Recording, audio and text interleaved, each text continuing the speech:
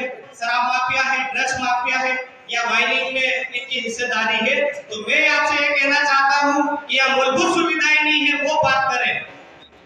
हम नैतिक जिम्मेदारी से बाहर जा रहे, पलायन का गाड़ियां भर के जा रहे हैं। यहाँ के जो जनप्रतिनिधि है, जिनको आपने जनप्रतिनिधित्व करने का मौका दिया, उन्होंने कुछ नहीं करा।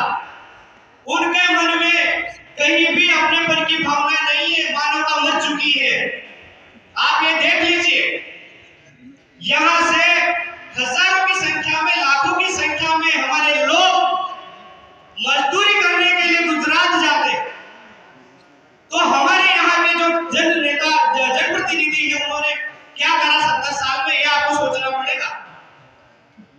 हम ये कहना चाहते हैं कि जो राजस्थान के हमारे अतिथि गण आए हुए हैं, भील प्रदेश के जो हमारे बंधु आए हुए हैं, राजस्थान से जो आए हुए हैं, उनको क्या पड़ी थी कि वो हमारे सहयोग के लिए आए, आपके बीच में आए, अपना घर बार सब कुछ छोड़ के वो हमारी मदद के लिए आए हुए हैं, हमारे समाज को जगाने के लिए आए हुए हैं।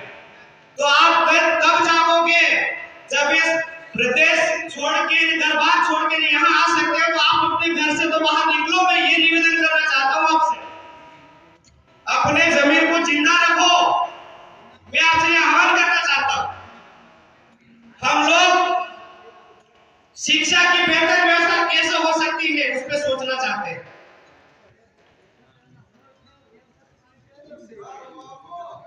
हम लोग जो बेरोजगार युवा साथी है, उनको रोजगार कैसे उपलब्ध करवा पाए, हम उन पे बात करना चाहते हैं। हम लोग किसान बंधुओं के लिए क्या कर सकते हैं कि उनकी फसलें ज्यादा पके, उनको उचित दाम मिले, उस पे बात करना चाहते हैं। हम लोग जो सरकारी कर्मचारी अधिकारी हैं, उनका जो ओपीएस के लिए वो दर दर भटकते हैं, हमेशा कांग्रेस बीजेपी पर विश्वास करते हैं। मैं उनसे भी निवेदन करना चाहता हूं कि उस भूल में मत रहिए। आप यहाँ तक आ गए हैं, नौकरी लग गए, वो बहुत बढ़िया है। कहीं न कहीं हमारे समाज की, समुदाय की मदद करें और आप विश्वास करें कि आपके अधिकारों के लिए, आपके अधिकारों के संरक्षण के लिए हम आवाज उठाएंगे। आप एक बार मौका जरूर दीजिए, मैं ये कहना चाहता हूं। साथ ही जितनी माता बहनें हमारे बंधु हैं, उनके जीवन को हम बचाना चाहते हैं। हम चाहते हैं कि हर ब्लॉक स्तर पर ब्लड बैंक की व्यवस्था हो, आधुनिक मशीनें हो, जिससे हमें जब भी बीमार पड़े गुजरात नहीं जाना पड़े, भोपाल नहीं जाना पड़े, इंदौर नहीं जाना पड़े। ब्लॉक स्तर पर व्यवस्थाएं होना चाहिए। मैं आपसे कहना चाहता हूं कि शिक्षा के क्षेत्र में हम हर ब्लॉक स्तर पर निःशुल्क कोचिंग की व्यवस्था करना चाहते हैं। चाहे 10वीं हो, 12वीं हो, चाहे जिले लेवल की बात करें तो हम प्रतियोगी परीक्षाओं के लिए निःशुल्क कोचिंग संचालित करना चाहते हैं। हम इसलिए भारत आदिवासी पार्टी की मदद करें, आप हम पे विश्वास करें और आगे हम कैसे जाए, कैसे हमारे समाज की मदद कर पाए, बड़े बुजुर्गों की मदद कर पाए, आप विचार करें। और जितने सालों से हम दबे कुचले, हमारी बात जो नहीं कर रहे थे, उनके लिए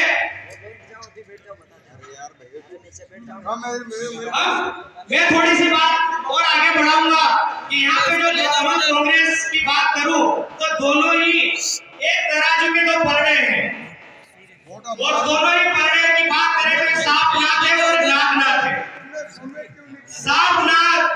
सांप काटे या नाक काटे, उनका जो जार है वो तो तत्काल आपको असर करेगा, पर इनके द्वारा जो हमारे समाज में जो हमारी शिक्षा से वंचित रखा, हमें रोजगार से वंचित रखा, ये दर्द आप कभी नहीं सह पाओगे।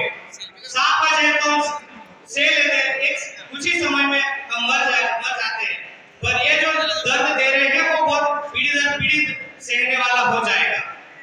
मैं अगर आगे बात करूं तो दोनों के पास नैतिक मूल्यों पे बात करने जैसे कोई मुद्दे नहीं है, संवैधानिक प्रावधानों को बचाने और जैसे कोई बातें नहीं है। सिर्फ और सिर्फ ये बात करते हैं तो कांग्रेस वाले बीजेपी वालों को बोलते हैं शराब माफिया है, मर्डर करते हैं, और वही दूसरी पार्टी दूसरे पर आरोप लगाती है कि खुद भी उसमें संलिप्त है, शराब माफिया है, ड्रग्स माफिया है, या माइनिंग में इनकी हिस्सेदारी है। तो मैं आपसे ये कहना चाहता हूं कि यह मूलभूत सुविधाएं नहीं है, वो बात करें।